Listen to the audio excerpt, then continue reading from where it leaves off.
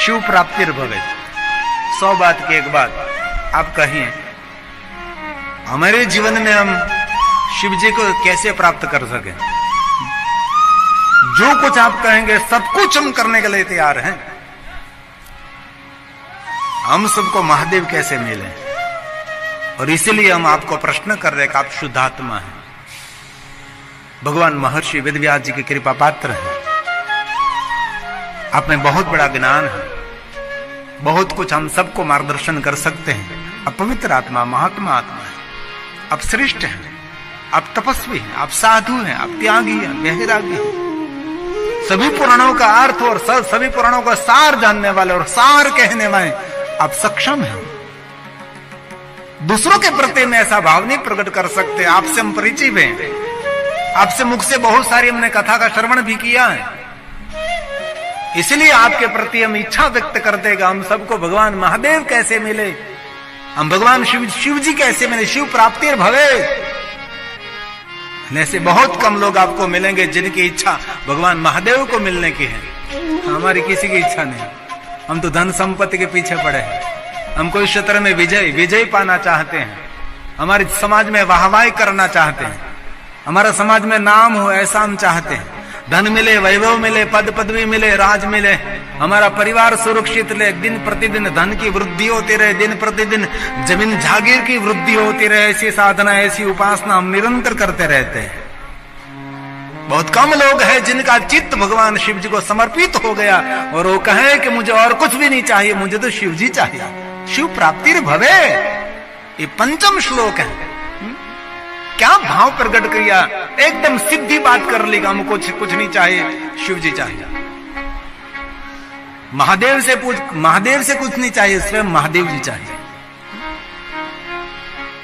अभी तो वक्ता ने शुरू भी नहीं किया, अभी तो श्रोता ही बोल रहे हैं। जो कथा सुनने वाले ऋषि हैं वही सब कुछ मांग रहे हैं कि हमको ये चाहिए, ये सुनना, ये सुनना, ये सुनना है, बहुत कुछ सीखना। ये 5वां श्लोक है।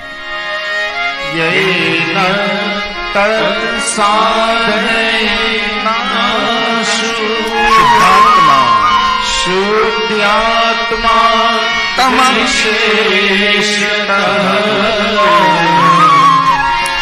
शिव प्राप्तिर भवेत् सदा निर्मल। आपका चित्त निर्मल है, क्या कहा? सदा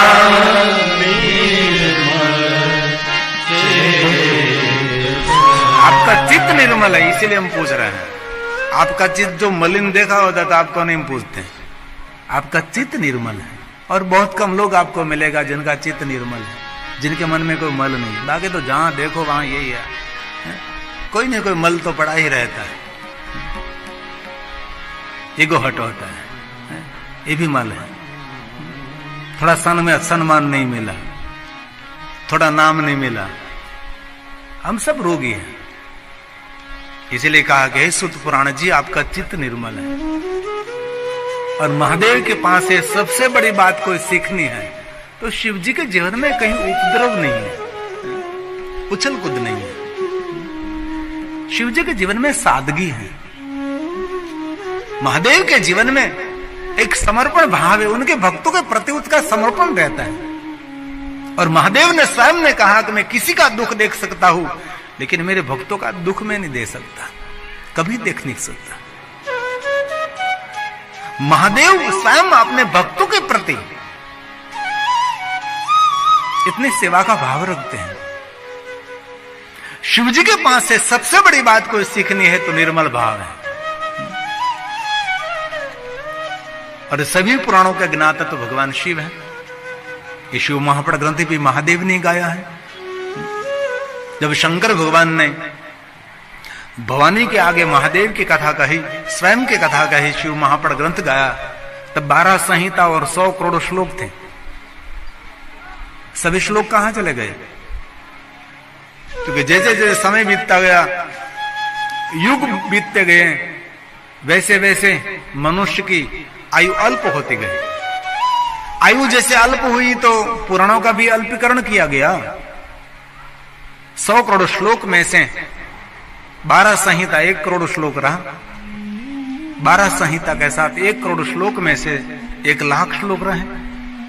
कलयुग आने पर 1 लाख श्लोक में से 24,000 श्लोक और 12 संहिता ने 7 संहिता रही, जो मेरे सामने शिव महापड़ ग्रंथ उपस्थित हैं, जिनमें भगवान महादेव के बारे में, शंकर भगवान के बारे में बहुत कुछ कहा। सब कुछ तो नहीं कहा, बहुत कुछ कहा, क्योंकि शिव महापड़ ग्रंथ में जो नहीं है तो लिंग पुराण में मिलेगा, स्कंद पुराण में मिलेगा, अन्य ग्रंथों में मिलेगा, अन्य पूरक ग्रंथों में मिलेगा, तामिल ग्रंथों में मिलेगा।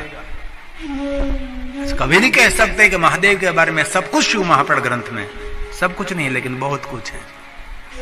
और कभी अवसर मिले तो महादेव के भक्तों को एक बार संपूर्ण पूर्ण शिव महापड़ ग्रंथ का पारण करना चाहिए, थोड़ा थोड़ा रोज।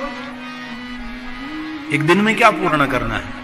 श्लोकम श्लोकार्ध, आधे आधे आधे आधे श्लोक का पाठ करो, थोड़ा थोड़ा थोड़ा रोज। और शिव महापड़ ग्रंथ में तो वचन दिया है, सप्त संहिता मादरा, आदर के साथ जो 7 संहिताओं का शिव महापड़ ग्रंथ का एक बार पारण करते हैं, स जीवन मुक्त उच्चते। ये मनुष्य जीवित है तो अपन उसको मुक्त समझना चाहिए। मुक्ति के लिए सबसे बड़ा साधन ये शिव महापड़ ग्रंथ है। और बहुत सारे भक्तों ने तो 2 आवृत्ति, 3 आवृत्ति, 4 आवृत्ति, और शिव महापड़ ग्रंथ में तो कहा जिन्होंने 7 आवृत्ति कर ली, लेकिन करने खातर नहीं, चित लगाकर, मन लगाकर, भाव लगाकर, समर्पित होकर एक एक बात को समझने के लिए प्रयास जिन्होंने किया है, उनके लिए कहा 7 बार जिन्होंने शिव महापड़ ग्रंथ की आवृत्ति कर ली, समझ लेना चाहिए उनको कहीं न कहीं भगवान शिव की झांकी होने लगती है। ये शिव महापड़ ग्रंथ का वचन है। इसलिए पहले 7 नहीं, लेकिन 1 तो करें, एक बार तो करें,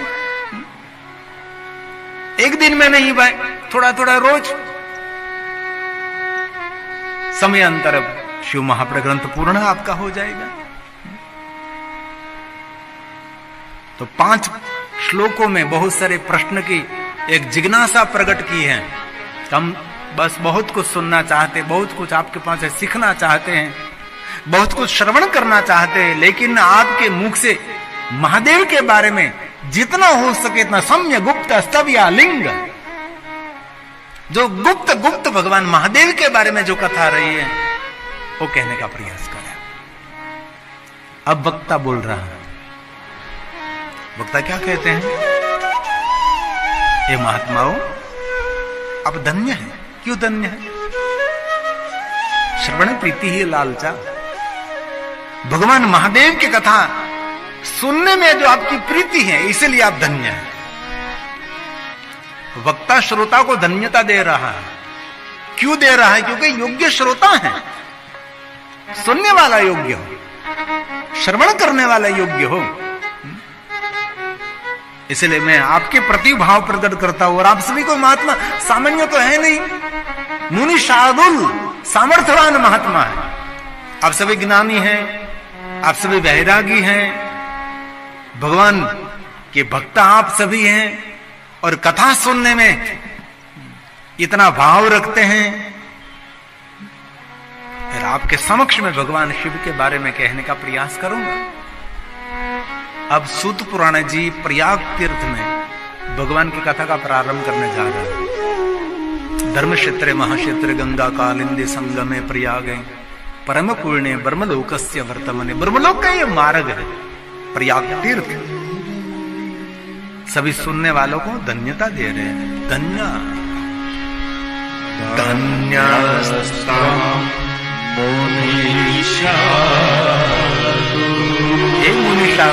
शार्दुल शब्द का सिद्धार्थ वाघ सिंह ऐसा हो सकता है, लेकिन यहां ऐसे अर्थ में नहीं लेना है। हाँ, शार्दुल शब्द सामर्थ्यवान ऐसे शब्दों में लेना है।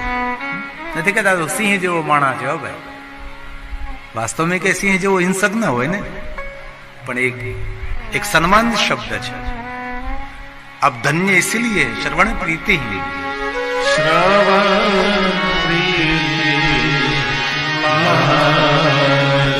भगवान की कथा सुनने में आपकी प्रीति है, इसलिए आप धन्य। या तो अतो विचार्य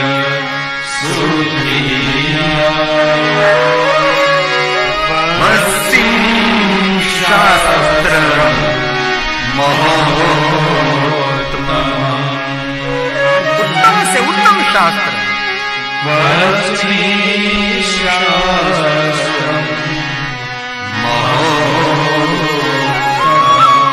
उत्तम शास्त्र शिव महाप्रभु ग्रंथ आपको मैं कहने का प्रयास करूंगा। अब कथा का प्रारंभ हो रहा है, धीरे धीरे कथा में प्रवेश करेंगे। और सूत पुराण ने भी कह दिया कि महात्माओं, मैं आपको इस पद्धति से कथा कहूंगा, आपके हृदय में जो महादेव के प्रति भक्ति है, ये भक्ति में वृद्धि कैसे हो सके और आपकी विवेक में कैसे वृद्धि हो सके। और आप सबको तो सही, लेकिन शिव जी को कैसे संतोष हो, ऐसे में आपको कथा कहने का प्रयास करूंगा, लेकिन सिद्धांत के साथ कहूंगा। ऐसी कोई कल्पित बात, बनी बनाई बात, कहीं से सुनी हुई, आकाश में उड़ती हुई, जिन बात का कोई अर्थ नहीं, कोई भावार्थ नहीं, ऐसी कोई लौकिक बात मैं आपको कहने का प्रयास नहीं करूंगा। और कथा में सांसारिक बातें कम होनी चाहिए, कथा में भगवान के बारे में होना चाहिए। कथा एक भगवान शिव भक्ति का मार्गदर्शन है। और कथा में हम संसार की बातें कर रहे हैं, तो जो मंडप के बाहर करते वही कथा में कर रहे हो, घर में कर रहे वही कथा में कर रहे हैं। कथा एक गंभीर विषय है, सुनने वाले को भी गंभीर रहना चाहिए और कहने वालों को भी गंभीर तो रहना ही चाहिए। और आधार के साथ, काल्पनिक नहीं, बनी बनाई बात नहीं। आपके हृदय में जिन देवताओं के प्रति कोई श्रद्धा है, इस श्रद्धा का भी खंडन नहीं करना चाहिए। तो कथा सुनने वाले श्रोताओं, जिन इष्ट देवताओं के प्रति भक्ति, इस भक्ति का भी खंडन न हो। और महादेव के प्रति उनका विशेष भाव रहे, इस भाव से उनको कथा कहनी चाहिए। इसीलिए सूत पुराण ने कहा, मैं कोई काल्पनिक बात आपको नहीं कहूंगा, जो कुछ कहूंगा सिद्धांत के साथ कहूंगा। सुनिए महात्माओं, सर्व सिद्धांत निष्पन्न। कैसे कहूंगा? भक्तिया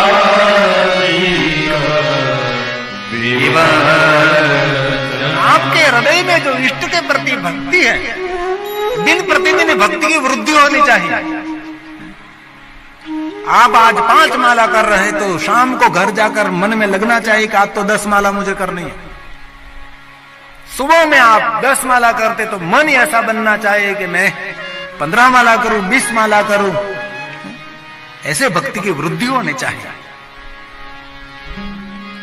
कथा सुनकर आपके हृदय में संतोष हो न हो, लेकिन सूत पुराण ने कहा मेरा महादेव प्रसन्न हो, ऐसे में भगवान शंकर जी की कथा कर। शिव तोषकरं दिव्यं शृणुमस्य रसायनम्। ये रसायन, ये दवा है। शृणुमस्य रसायनम्। रसायन तो पीना चाहिए ना, लेकिन ये मुख से पीने का रसायन नहीं, एक कर्ण रसायन है। हर कलिकाल में हर मनुष्य कोई न कोई रोग से पीड़ित है। हर व्यक्ति रोगिष्ट है। कहीं लोग कहते मुझे तो कोई भी रोग नहीं, मुझे हाई बीपी नहीं, लो बीपी नहीं, मुझे एसिडिटी नहीं, मुझे डायबिटीज नहीं, मुझे कोई रोगी नहीं। लेकिन अंदर अंदर दूर दूर देखिए, कोई न कोई रोग तो पड़ा है। कटु बोलने का, क्रोध करने का, दूसरों के प्रति द्वेष करने का, दूसरों के आगे निकलने के लिए लालचा वृत्ति, ये भी सभी रोगों की औषधि है। और भगवान व्यास ने कहा दुनिया में कलयुग में कोई तंदुरुस्त नहीं है, सभी रोगिष्ट हैं। महात्माओं को छोड़कर, संतों सन्यासियों को छोड़कर ज्यादातर लोग रोगिष्ट हैं, इसलिए कहा ये कलयुग का महात्रास है, सामान्य त्रास नहीं। हम सभी कलयुग से पीड़ित हैं। पीड़ा का अनुभव है कि रोग किस बात का है पता नहीं, इसीलिए कहा काल व्याल महात्रास। व्याल का अर्थ है सर्प। कलयुग रूपी सर्प ने सबको डंक मार दिया है। सबके अंदर कोई ना कोई जहरीला है। किसी के प्रति बदला लेने का भाव जहरीला है, दूसरों को गिराने का भाव जहरीला है। इसलिए कलयुग ने किसी को नहीं छोड़ा। काल व्याल महात्रास, सामान्य त्रास नहीं, महात्रास। एक गर्जना करके इस सूत ने प्रयाग तीर्थ में गाया है। काल व्याल महात्रास, सब त्राहिमाम है। कौन सुखी है? सब दुखी है। किसी को पूछो तो कहता है अरे आनंद में हूं, मजा में छू। ना ना ना, कुछ मजा में नहीं है, कोई आनंद में नहीं है। ये तो कहने की बात है, लेकिन कहीं न कहीं ये डंकित है, कहीं न कहीं वो पीड़ित है। सभी पीड़ाओं का अंत, सभी दुख का अंत करने वाला कोई है तो भगवान महादेव है, भगवान शिव है। ये सभी श्लोक भगवान व्यास जी ने रचना की है। प्रयाग तीर्थ में सुंदर संवाद चल रहा है। ये सूत पुराण में गाया है। काल व्याल, काल व्याल महात्रास,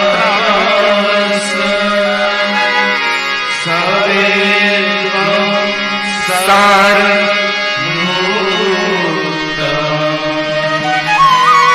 शैवं पुराणं ये औषधि है, जड़ी बूटी। शिव महापण पुराण परमम शैवं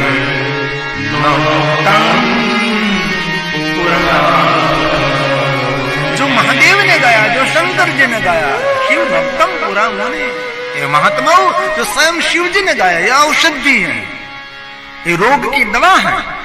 एक शिव महाप्रणम ही परमम शास्त्र उत्तमम, सभी शास्त्रों में श्रेष्ठ शिव रूपम, साक्षात महादेव का स्वरूप है। ये सुत पुराण में कह दिया कि वो ग्रंथ, ये चौपड़ा नहीं, ये तो महादेव का स्वरूप है, साक्षात शंकर जी का स्वरूप, शिव रूपम। उनको कोई प्रणाम करे, नमस्कार करे, उनकी भी महिमा है। पाठ करे, पारण करे, उसकी कोई विशेष महिमा है ही। लेकिन शिव महापण ग्रंथ को कोई प्रणाम करे, नमस्कुर्या दूरता सर्वदेवार्चनम फलम चा। दूर से कोई शिव महापण ग्रंथ को प्रणाम करता है, उनको भी विश्व के देवी देवताओं की पूजा अर्चन करने का फल मिलता है। नमस्कार करने मात्र से, प्रणाम करने मात्र से क्या इस ग्रंथ की महिमा रही है? हमने तो शिव महापण घर में रखा है तो कहीं जगह पर बस लाइब्रेरी में रख दिया है, ऐसा नहीं होता। एक ग्रंथ लाइब्रेरी में नहीं है, ग्रंथ आपके मंदिर में होना चाहिए, उसकी रोज पूजा करनी चाहिए, उसको प्रणाम करना चाहिए, उसकी परिक्रमा करनी चाहिए।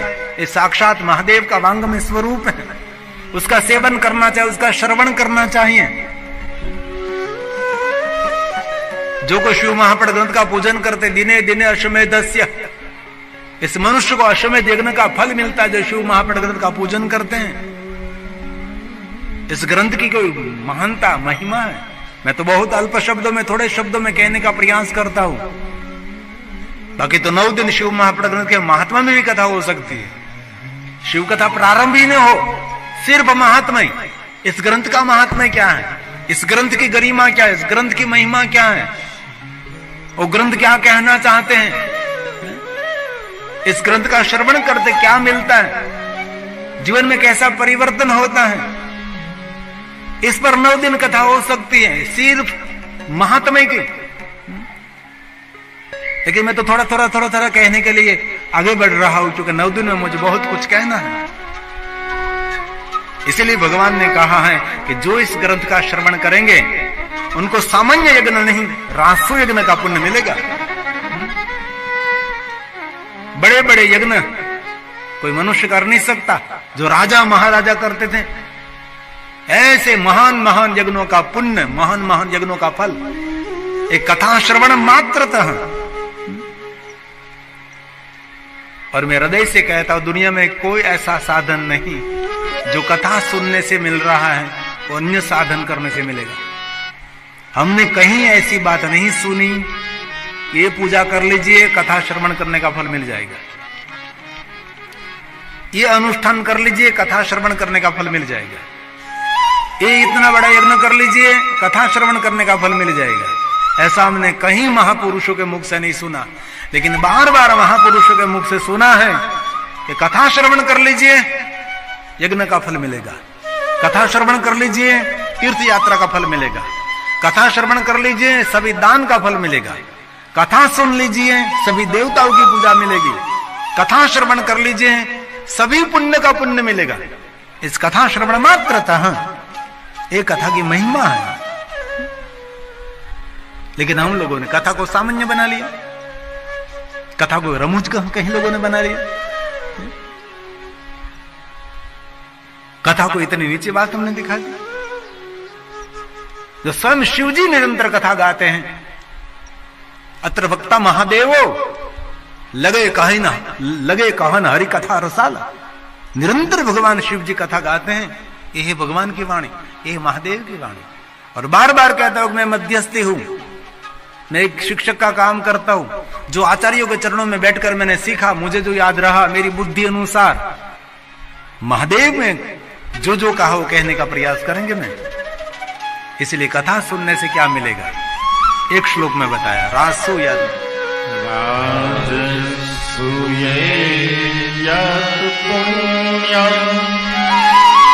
अग्निष्टो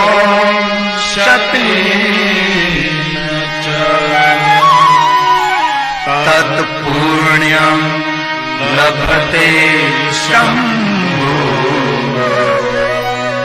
कथा श्रवण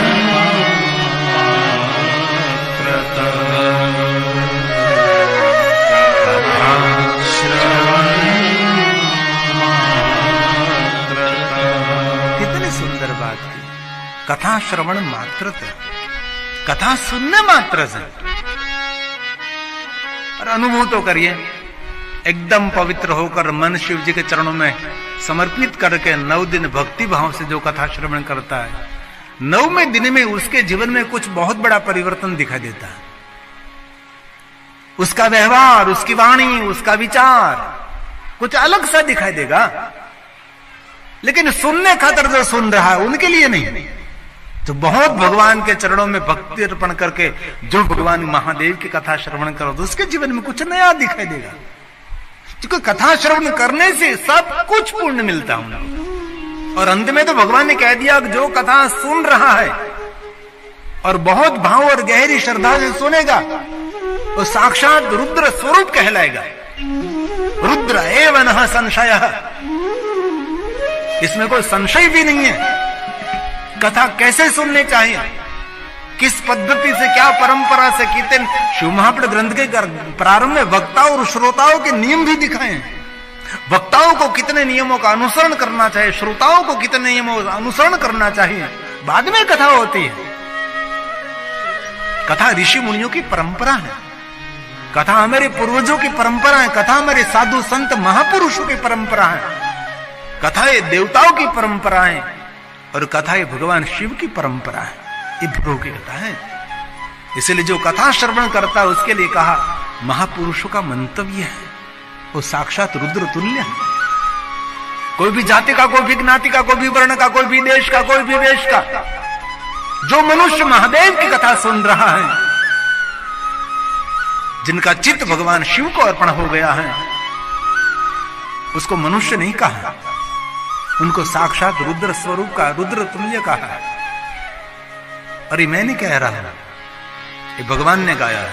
ये श्रुण्वन्ति, ये श्रुण्वन्ति मुनयः पुराणं शास्त्रम् उत्तम से उत्तम शास्त्र शिव महापुरुष ग्रंथ का कोई श्रवण करते हैं उनके लिए महापुरुषों ने कहा, क्या कहा, ते मनुष्या ये महापुरुषों का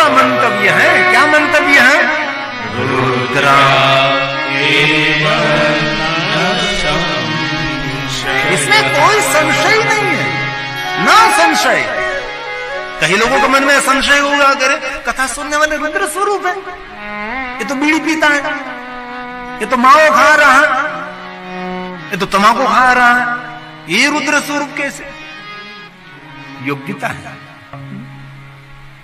इसलिए जो भगवान की कथा श्रवण कर रहे हैं उनके लिए महात्म्य गाया है। कथा में बहुत सारे भाई बहन बैठते हैं, इसमें तो कोई कोई जीवात्मा है जो शिव जी को समर्पित होकर भगवान की कथा का श्रवण करते हैं। और कलयुग में भवपार होना है तो कथा तो सुननी ही चाहिए, सेवन करना ही चाहिए। शरीर का आरोग्य तो बहुत लोगों के पास है, लेकिन मन का आरोग्य बहुत कम लोगों के पास होता है। शरीर का आरोग्य तो है भाई, आप प्राणायाम करो, व्यायाम करो, खाने पीने में थोड़ा विवेक रखिए, शरीर का आरोग्य है। लेकिन मन का आरोग्य बहुत कम लोगों के पास होता है। इसे मन का आरोग्य ये भगवान की कथा देती है। इसलिए कहा सदा सेव्या, सदा सेव्या, सदा सेव्या। विशेषता, विशेष करके श्रवण करते रहो, करते रहो, करते रहो। कहीं लोग कहते एक बात तो सुन ली, दूसरी बात सुनने की क्या जरूर है। मुझे भी कभी कभी ऐसा लगता है कि एक बात तो कथा हमने गा ली, दूसरी बात गाने की क्या जरूर है। लेकिन गाते रहो, सुनते रहो, गाते रहो, सुनते रहो, कुछ उसमें से कुछ नवनीत निकलेगा। नवनीत निकालना है तो दही में से तो निरंतर उसको घुमाना पड़ता है, बार बार बार बार बार बार बार बार छाछ फेरनी पड़ती, तब उसमें से नवनीत। इसलिए बार बार कहे, बार बार सुनते, बार बार कहे, बार बार सुने। हम भी हमारी कथा सुनते तो हमको भी ऐसा लगता है कि ये तो हमने पहली बार गाया, ये तो पहली बार हम सुन रहे हैं। श्रेष्ठ वक्ता वो है स्वयं की कथा सुनकर सुन सके, वो श्रेष्ठ वक्ता है। अपनी गाई हुई कथा खुद सुने। इसलिए कथा श्रवण करनी चाहिए, 24 घंटे नहीं, 9 दिन के लिए 3-3 घंटे। इनमें आधा घंटा देरी से आए, आधा घंटा जल्दी चले जाओ तो बहुत कम समय रहेगा। इसलिए श्रवण करना चाहिए। भगवान ने आज्ञा दी है, कि महादेव ने आज्ञा दी कि श्रवण करना ही चाहिए। सदा सेव्या, सदा सेव्या, सदा सेव्या, विशेष करके समय निकालकर प्रयास करके प्रयत्न करके कथा सुननी चाहिए। ऐसा भगवान ने आज्ञा दी है। मैं तो सिर्फ पढ़कर आपको सुना रहा हूं, इसमें हमारा कुछ भी नहीं। ये पीठ भी भगवान व्यास जी की है, और यहां से भगवान व्यास ने जो कहा हुआ वो व्याप्त बनाने के लिए प्रयास रहे। अन्य कोई अर्थहीन बात, व्यर्थ बात कहने के लिए नहीं है पीठ। इसलिए निरंतर सुनना चाहिए, निरंतर सुनना चाहिए। ये भगवान की आज्ञा है। ये शिव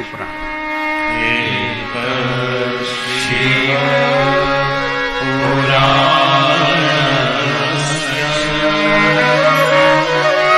कथा परम।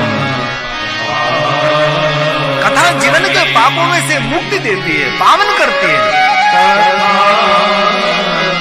परम मनुष्य मात्र को पवित्रता प्रदान करने वाले, मनुष्य मात्र को पावन करने वाले। माता पावनी गंगा में तो वहां स्नान करने के लिए वहां पहुंचना पड़ता है, लेकिन ये कथा गंगा हर मनुष्य के चित्त को पावन करती है। ये भगवान की कथा है। इसलिए बहुत सारा महात्म्य गाया, बहुत सारी कथा कही। और जहां कथा का प्रारंभ, तीर्थ भूतम एतद् गेयम, जब कथा का प्रारंभ होता है तब वहां तीर्थ दौड़ते दौड़ते यहां पहुंचते हैं। भगवान की कथा के लिए कोई तीर्थों का आह्वान नहीं करना पड़ता। जगन्नाथ पूजा के लिए कि भगवान को आमंत्रित करना पड़ता है, भगवान पधारिए, हम आपकी पूजा करना चाहते हैं। तीर्थों का आह्वान करना पड़ता है।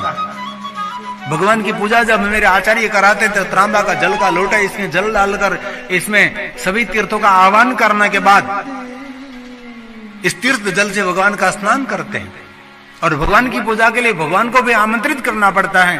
और वह महादेव की कथा क्या महात्म्य है। तो जब शिव कथा प्रारंभ होती है तब कोई तीर्थों का आह्वान नहीं करना पड़ता, कोई देवताओं का आह्वान नहीं करना पड़ता, वैसे कोई निमंत्रण नहीं, कोई आमंत्रण नहीं। जब शिव महाप्रण कथा प्रारंभ होती है तब सभी देवता तीर्थ वहां दौड़ दौड़ कर वहां पहुंचते हैं। पृथ्वीदेव, सूर्यदेव, चंद्रदेव, वायुदेव, जलदेव, आकाशदेव, सागरदेव, नवग्रह, सर्व पर्वतो, सागरो, सर्व तीर्थो, सर्व दिशाओं, सर्व ब्रह्मांडो, स्थान देवता, कुल देवता, ग्राम देवता, पितृ देवता, मातृ देवता, विश्व देवता, ब्रह्मांड देवता, सर्व देवता वहां दौड़ते दौड़ते पधारते हैं जब भगवान की कथा का प्रारंभ होता है। और जहां भगवान की कथा कही जाती है वहां कोई अश्वमेध सहस्राणी, इस भूमि पर कोई 1000 अश्वमेध यज्ञ करें, जो फल एकत्र, जो पुण्य और ऊर्जा एकत्र हो, ये ऊर्जा ये पुण्य वहां एकत्र हो जाती हैं जहां भगवान की कथा कही जाती है। इसलिए जिन स्थान पर भगवान की कथा कही जाती है स्थान का भी बहुत बड़ा महात्म्य है। जिन भूमि पर, जिन स्थान पर हम कथा गा रहे हैं, इस भूमि पर कोई 1000 अश्वमेध यज्ञ करें, जो पुण्य एकत्र हो, जो ऊर्जा एकत्र हो, ये ऊर्जा ये पुण्य वहां एकत्र हो जाती है जिस भूमि पर भगवान की कथा गाई जाती है। ये भगवान का वचन है। जहां हम बैठे वहां कोई 1000 अश्वमेध यज्ञ करे। एक महात्मा ने बहुत सुंदर बात की थी, जहां कोई किसी भूतकाल में कोई यज्ञ हुआ है, इस भूमि पर भगवान की कथा संपन्न होती है। इसलिए भूमि का कोई तप है, जिन स्थान पर बैठिए तपस्थली का कोई तप है, एक भूमि का भी कोई कर्म है। जैसे मनुष्य का कर्म होता है ऐसे भूमि का भी कर्म होता है। इसलिए हम इस धरती पर बैठकर भगवान महादेव की कथा गा रहे हैं। हमने तो ये सुना भी नहीं था और चित्र भी कभी ऐसा काल्पनिक नहीं बनाया था कि यहाँ कोई ऐसा कुछ है।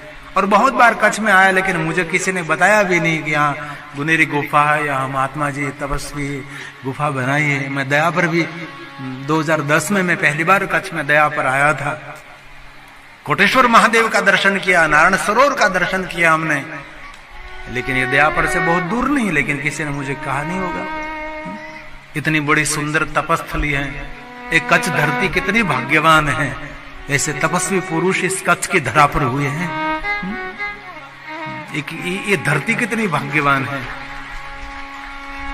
एक हथौड़ी और एक सीढ़ी लेकर जिन्होंने इतनी सुंदर भगवान महादेव के लिए गुफा बना दी, कितना सुंदर दिव्य स्थान है।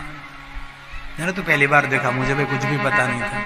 कच्छ में बहुत सारी कथा तो हमने गाई, लेकिन इस स्थान पर मैं पहली बार आया हूं। चिड़िया नगर में मेरी कथा चल रही थी तो मेरे अशोक भारती जी महाराज वहां कथा के लिए पधारे थे। मैंने कहा कोई बात नहीं, करिए बापूजी। बाकी तो हरि ने भजता हजूरे कोई ने लाज जता नहीं जाने, सीधी बात है। बावलिया ना काम कौन करे, बावलिया ना झंडो तो बाबाजी उपाड्यो ने। आज अमारे बळवंतभाई पण आवेला छे, ए पण अमारा आवता समयमां अंदर मनोरथी छे कथाना। बळवंतभाई एनो दीकरो पण कथानो मनोरथी छे, विशेष કરીને पहले दिवसे उपस्थित छे। आज बळवंतभाई गांधीधाम छे।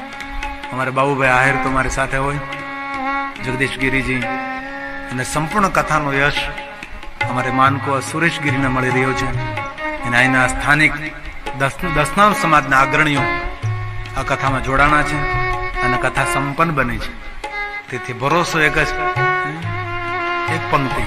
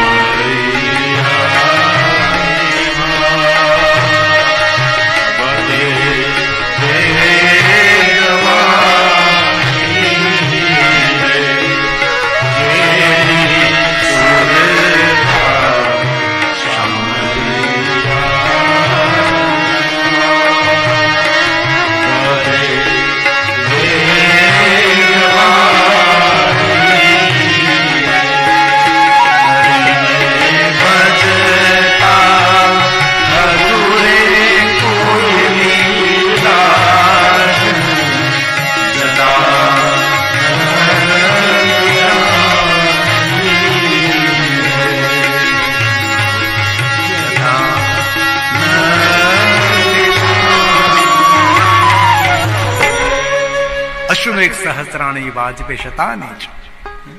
जहां भगवान महादेव की कथा गाई जाती है वहां करोड़ों करोड़ों यज्ञों का पुण्य एकत्र रहता है। और जिस भूमि पर भगवान महादेव की कथा कहते हैं इस भूमि का ऐसा प्रभाव रहता है। चतुर्वर्ग प्रदम सेवम, ये भूमि 4 पुरुषार्थ देने में सक्षम रहती है। चरितम देव दिवस महादेव से अपारम परमोदारम चतुर्वर्ग से साधनम, ये भूमि 4 पुरुषार्थ देती है, धर्म अर्थ काम और मोक्ष। ऐसा सुंदर महात्म्य शिव महापुराण ग्रंथ में है। शिव महापुराण कथा कहने का महात्म्य, शिव महापुराण कथा श्रवण करने का महात्म्य है। लेकिन बहुत कम शब्दों में हमने आपके समक्ष कथा श्रवण का महात्म्य बताया। अब हम शिव महापुराण भगवान को प्रणाम करेंगे, क्योंकि कथा में प्रवेश करना है ना। 9 दिन के लिए इस ग्रंथ की उपासना करनी है, 9 दिन के लिए इस ग्रंथ की साधना करनी है, 9 दिन के लिए शिव महापुराण ग्रंथ को ही सुनना है, तो उस ग्रंथ की वंदना।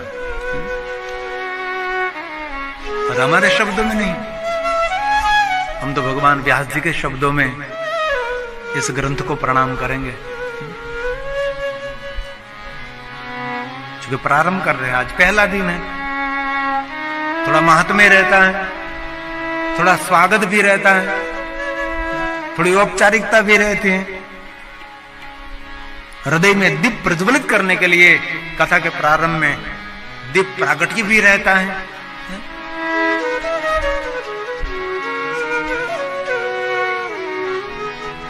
कथा में जरूर हंसना नाचना अच्छा लगता है, लेकिन ये वक्ता की उदारता होगी, इसलिए हम कथा का प्रारंभ कर रहे हैं। आज शिव महापुराण भगवान को प्रणाम करेंगे, इस ग्रंथ की वंदना करेंगे, हमारे शब्दों में नहीं, हम तो भगवान व्यास जी के शब्दों में वंदना करेंगे। ध्यान दीजिए, गंभीरता के साथ आदर के साथ कथा श्रवण करिए।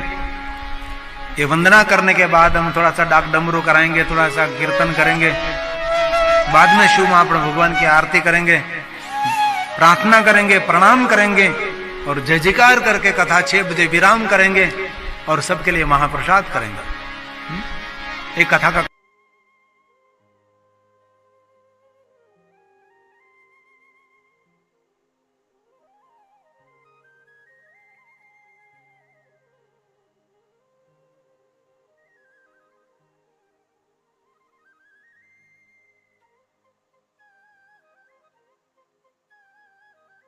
रहता है। तो आइए भाव से और आदर के साथ इस ग्रंथ की वंदना करेंगे। कोई कहे कि ग्रंथ की वंदना करने से क्या, कोई कहे कि ग्रंथ की वंदना करने से क्या मिलेगा, तो उसको कहो क्या नहीं मिलेगा।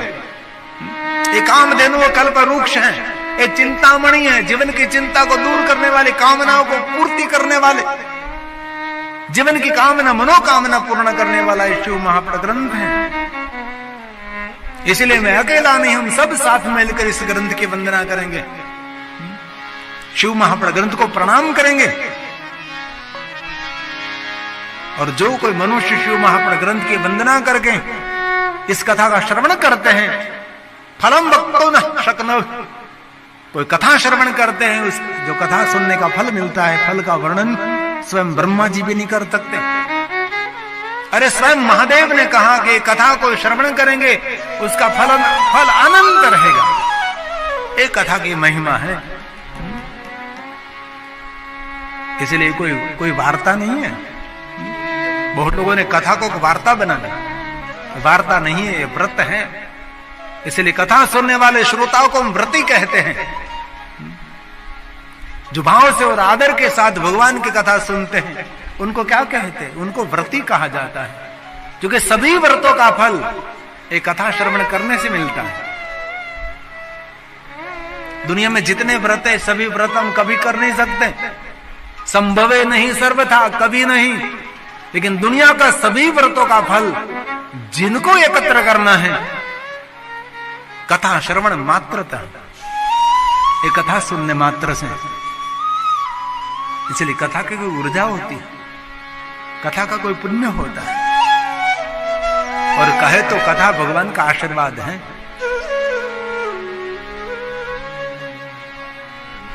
अरे कथा सुनते सुनते किसी ने कुछ संकल्प कर लिया नहीं तो इनके पास तो धैर्य होगा,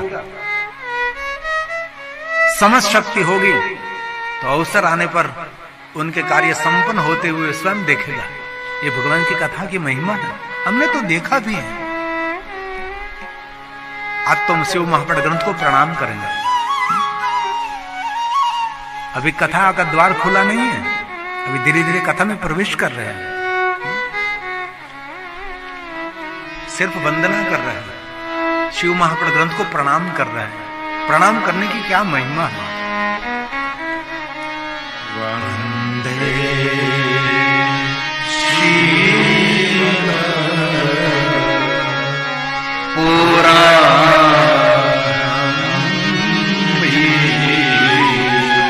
कैसे प्रणाम करेंगे?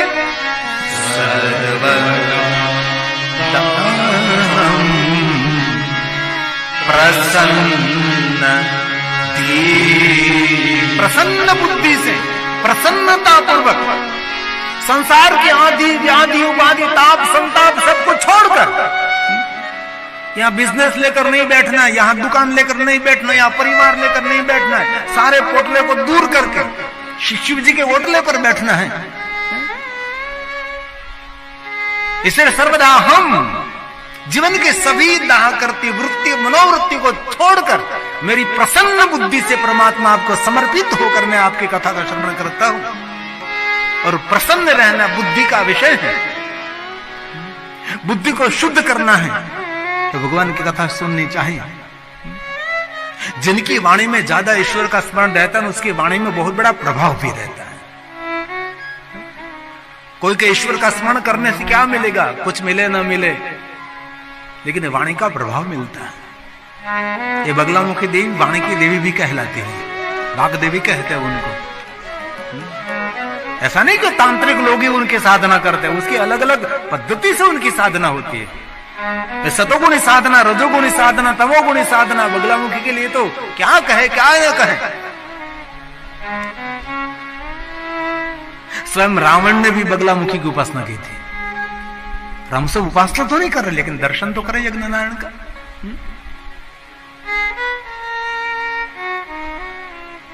इसलिए प्रसन्न रहना बुद्धि का विषय है।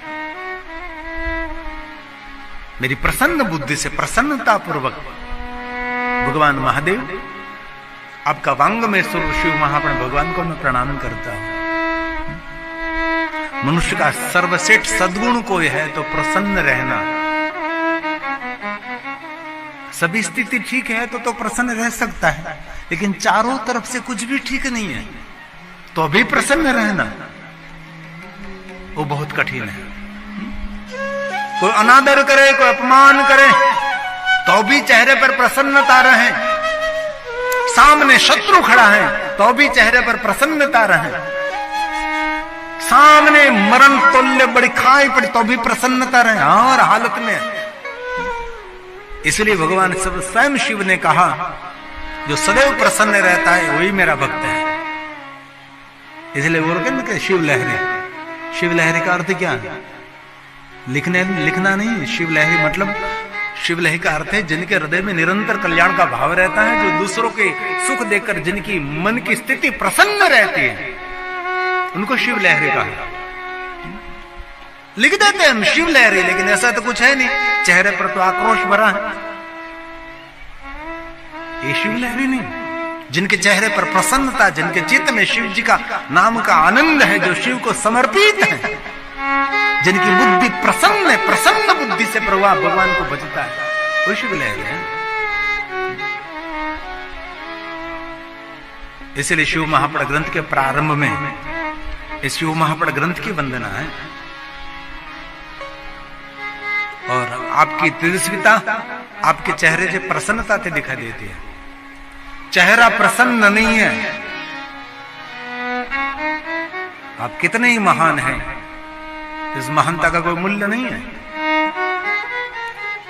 चेहरे को प्रसन्न रखने के लिए चित्त प्रसन्न रहना बहुत आवश्यक है। चित्त का सीधा कनेक्शन चेहरे पर है। मनुष्य सब कुछ छुपा सकता है, लेकिन ये मनुष्य कभी अपनी नाराजगी छुपा नहीं सकता। अपने से अंदर से डिस्टर्ब है तो चेहरे पर दिखाई देता है। ये सबसे बड़ा मनोविज्ञान है।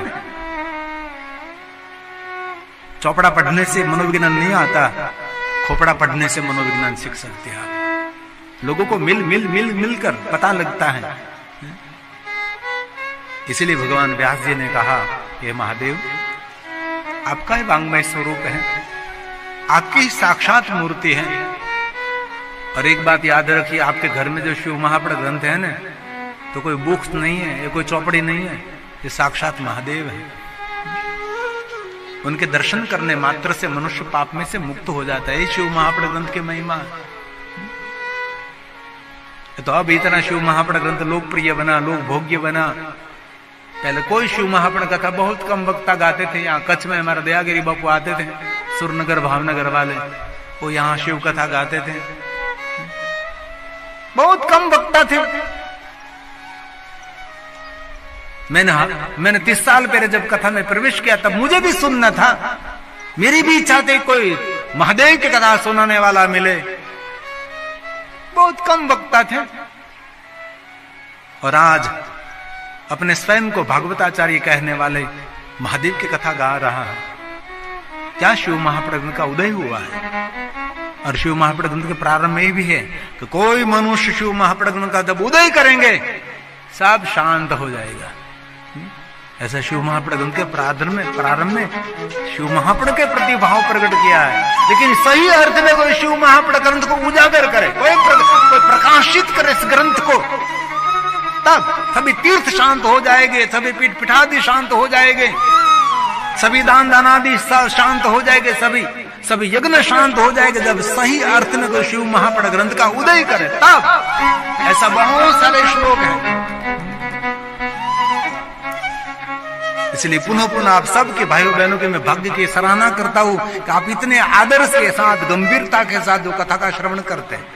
जिनका मन विचलित है, जिनका मन स्थिर नहीं है, वो कथा में 3 घंटे कभी नहीं बैठ सकता। उसका चित्त इधर उधर रहता, घूमता फिरता रहता है। इसलिए जो चित्त लगाकर, मन लगाकर भगवान की कथा श्रवण कर रहा है, इतना याद रखे कि आपके पूर्व जन्म का कोई पुण्य है, पूर्व जन्म की कोई कमाई है। इसलिए आपका चित्त, आपका मन भगवान में लग रहा है। और कथा में मनोरंजन कम कराता, पहले तो बहुत मनोरंजन कराता था। पहले तो निरंतर सबको नचाता रहता था। लेकिन कहां तक नचाता रहे, कहां तक मैं हंसाता रहूं। थोड़ी गंभीरता से भगवान की, ये तो तपस्थली है।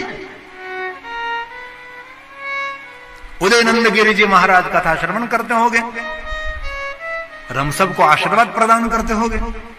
उसके गुरुदेव श्री शंकर गिरि जी महाराज भी कहीं कथा सुनते होंगे, यहाँ कहीं रूप में। और शिव महापड़ ग्रंथ में तो कहा है, बहुत सारे ऐसे सूक्ष्म आत्मा हैं। एक कथा कहने वाला, कथा सुनने वाला, दोनों को आशीर्वाद प्रदान करते हैं। उसकी सकारात्मक ऊर्जा बनती है। इसलिए कथा सुनना जीवन का सबसे बड़ा भाग्य भी है और सबसे बड़ी उपलब्धि भी है, एक कथा श्रवण करना। इसलिए हम शिव महापड़ ग्रंथ को प्रणाम करते हैं, सिर्फ वंदन करते हैं। वंदे शिव पुराणं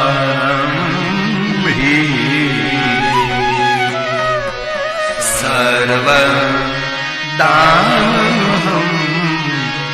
प्रसन्न शिवः प्रसन्तां या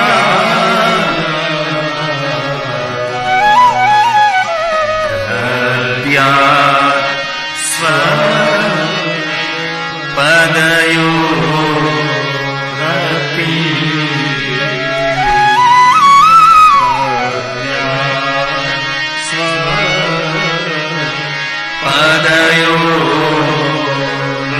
आपके चरणों में प्रेम समर्पित करके, प्रसन्न बुद्धि, प्रसन्न चित्त, प्रसन्न चेहरे से शिव महापड़ ग्रंथ को प्रणाम करता है। ऐसे ही प्रणाम कर लिया नहीं।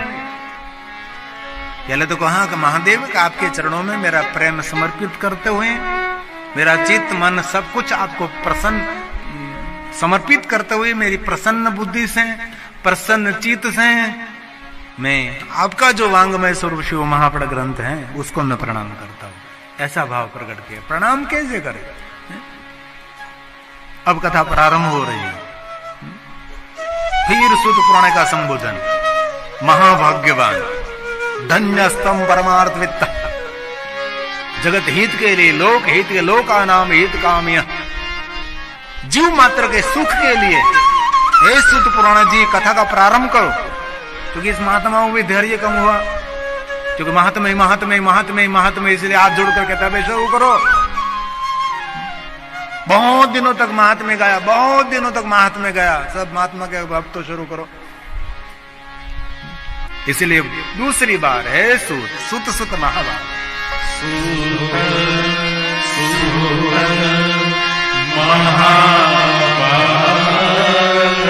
महाभाग्यवान महाभाग्यवान महाभाग्यवान। शिव भक्तों को अभी भाग्यवान है, शिव भक्तों को महाभाग्यवान समझो।